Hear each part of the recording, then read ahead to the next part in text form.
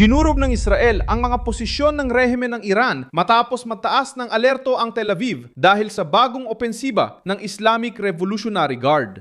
Sa isang madaling araw na nagpasiklab sa gitnang silangan nitong Lunes, 8 ng Hunyo, 2026, tinarget ng Israel ang mga pasilidad militar sa kanluran at gitnang Iran. Nilagay nito ang Tehran, Isfahan, Karaj, Tabriz at Kermanshah sa ilalim ng mga pagsabog at inilantad ang puntong pilit itinatago ng rehimen. Kapag inatake ng Iran ang Israel, hindi ito sumasagot ng diplomatikong pahayag, kundi sinisira ang estrukturang nagdudulot ng pag-atake. Lumilitaw si Trump sa krisis dahil ang Estados Unidos ang naglalagay ng presyon sa Tehran, pinipigilan ang rehimen na gawing tagumpay ang pananakot na sinusubukan ng Revolusyonaryong Gwardiya. Bakit Tel Aviv? Target ba si Aviv? Paano ginawang parusa ng Israel laban sa mismong rehimen ang pang-udyok ng Iran? Ikukwento ko yan sa'yo. Kung gusto mo ng diretsong content, mag-subscribe na dahil araw-araw may ganitong video dito. Sumiklab ang tensyon na maglunsad ng mga misil ang Iran laban sa Israel bilang tugon ng Revolutionary Guard sa mga atake ng Israel sa estrukturang konektado sa Iranian Axis. Ipinakita ng rehimen ang lakas, ngunit binuksan din nila ang pinto sa mas matinding ganti. Ipinahayag ng Israel na tinarget ng kanilang Air Force ang mga target militar sa Iran, partikular ang mga posisyong konektado sa mga launcher, radar, mga sistema ng depensa at infrastruktura na ginagamit ng militar ng rehimen. Simple ang praktika. Kung sinumang magpapakawalan ng misil sa Israel, hindi na ito makakagawa muli. Ginawang simbolo ng presyong ito ang Tel Aviv dahil alam ng rehimen na ang pag-atake o banta sa urban at ekonomikong sentro ng Israel ay nadudulot ng pandaigdigang reaksyon. Ginamit ng Revolusyonaryong Gwardiya ang takot ng sibilyan bilang sandatang pampulitika. Inuulit ang dating lohika ng mga rehimeng umaatake mula sa malayo at nagpapanggap na biktima. Pero sa pagkakataong ito, dumating ang sagot mismo sa teritoryo ng Iran, direkta sa mga puntong sumusuporta sa opensiba. Inatake ng Israel ang mga lungsod dahil ikinalat ng rehimen ang militar nito sa iba't ibang rehiyon ng Iran. May mga ulat ng mga pagsabog sa Tehran, Isfahan, Karaj, Tabriz at Kermanshah. Sa Machar, isang pasilidad na petrochemical din ang naging target na lalo pang nagpalala sa bigat ng reaksyon. Hindi lang ito isang-isang pag-atake. Isa itong operasyon para sirain ang makina na nagpapalakas sa rehimen, maging sa larangan ng militar o sa estruktura ng suporta na nagpapatakbo sa Revolusyonaryong Gwardiya. Nag-anunsyo ang Revolusyonaryong Gwardiya ng Operasyon Nasr. Tinarget ang mga base militar ng Israel gaya ng Nevatin at Tel Nof.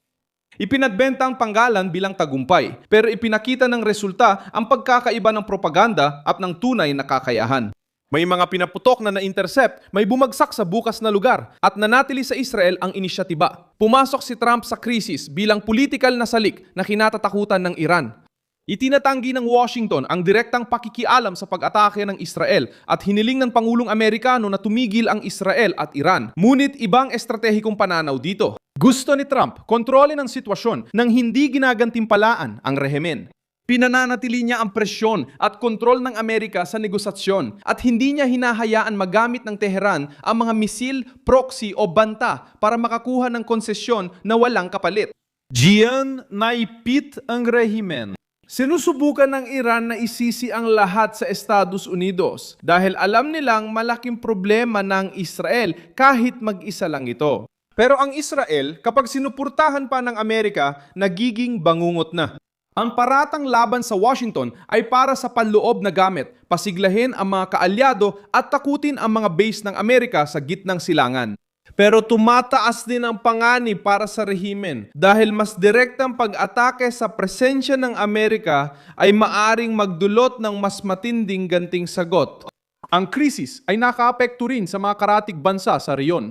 Naglagay ang Saudi Arabia ng mga sirena sa Al-Kharj kung nasaan ang Prince Sultan Air Base at hiniling ng autoridad na magtago muna ang mga tao hanggang ligtas na. Lumabas din ang Jordan sa mapa ng mga na-intercept at mga debris dahil ang mga misil na inilunsad mula Iran ay dumadaan sa mga sensitibong ruta bago subukang makarating sa Israel. Pinapakita nitong hindi lang Israel ang target ng Revolusyonaryong Gwardiya.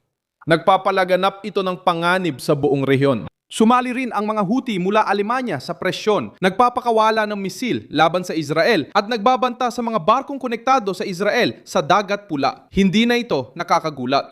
Ginagamit ng Iran ang mga kaalyadong grupo para palakihin ang tensyon at magmukhang mas malaki kaysa tunay. Kapag pumalpak o magastos ang direktang atake, ginagamit ng rehimen ang mga galamay nito sa labas para patuloy na magpaingay. Alam ito ng Israel at tinatrato ang problema bilang isang network, hindi bilang isang hiwalay na insidente. Lumitaw din ang Hezbollah sa likod ng pagigting na ito. Matagal na binubomba ng Israel ang mga estruktura ng grupo sa Lebanon habang ginagawang katwiran ng Tehran ang presyon sa mga kaalyado nito para sa mga pag-atake laban sa Israel. Malinaw ang lohika ng Iran. Kapag tinamaan ang isang alyado, gumaganti ang iba. Pero nagiging magastos na ang sistemang ito. Bawat sagupaan ay naglalantad ng mga imbakan, tagalunsad, radar, mga sentro ng utos at mga ruta na dati ay pilit itinatago ng rehimen. Ang pinakamapanganib na salik para sa Tehran ay hindi kailangan sakupin na Israel ang Iran para pahinain ang rehimen. Sapat na ang tamaan ang piling target, sirain ang kakayahang militar at hayaang mag-aksaya ang revolusyonaryong gwardiya ng mamahaling misil sa mababang epekto ng tugon. Iba ang digmaang panlupa, pero sa himpapawid at paniktik, mas malamang matukoy ang tamang target. Dito tumataya ang Israel. Kaunting salita, higit na katumpakan. Kasama sa kalkulasyon ang populasyon ng Iran. Pilit ipinapakita ng rehimen na sila ang nagsasalita para sa bansa.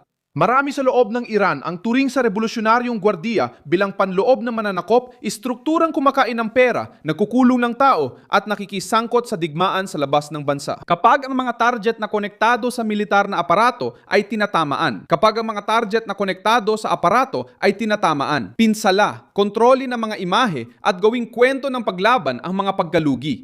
Mabilis na nararamdaman ang epekto sa kalsada, pila, palengke at takot ng paglala. Mabigat din ang epekto ng ganting aksyon ng Israel sa merkado ng enerhiya. Alam ng Israel at pinipili nila ang target para ipakitang ang parusa ay para sa rehimen, hindi sa mga nagtatanggol sa sarili. Nagpatawag si Netanyahu na security consultation para suriin ang susunod na hakbang. Ipinahiwatig ng puwersa ng depensa ng Israel ang paghahanda para sa mas maraming araw ng labanan. Ibig sabihin nito, hindi natapos ang tugon sa isang serye lang ng mga pagsabog. Dapat manatiling mapagmatsyag ang Israel sa mga launcher, drone, command centers at mga grupong kaalyado ng Iran. Kung igigiit ng revolusyonaryong gwardiya na umatake sa Israel, pwedeng madagdagan ang mga bagong target. Sinisikap ni Trump na kontrolin ang krisis sa Amerika habang patuloy ang presyon sa Tehran. Ipinapakita nito ang kaibahan ng mahinang diplomasya at lakas sa negosasyon. Gusto ng rehimen ng mas kaunting mga parusa, mas malawak na espasyo sa rehiyon at pagkilala sa kanilang impluensya.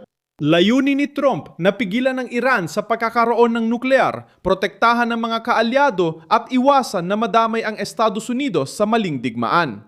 Sa gitna nito, kumikilos ang Israel para ipakita na ang banta laban sa Tel Aviv ay may kapalit. Tuloy ang krisis, alerto ang Israel, pressure ng Iran at si Trump ang may hawak ng pampulitikang susi sa posibleng paglala na pwedeng magbago sa gitnang silangan sa mga susunod na oras. Ako si Milson Alves Global, layunin kong panatilihin informadong gamit ang katotohanan araw-araw. Nasa video description ang mga news links. I-like ang video, mag-subscribe at tingnan ang mga komento para maging mas aktibo sa komunidad ni Milson Alves.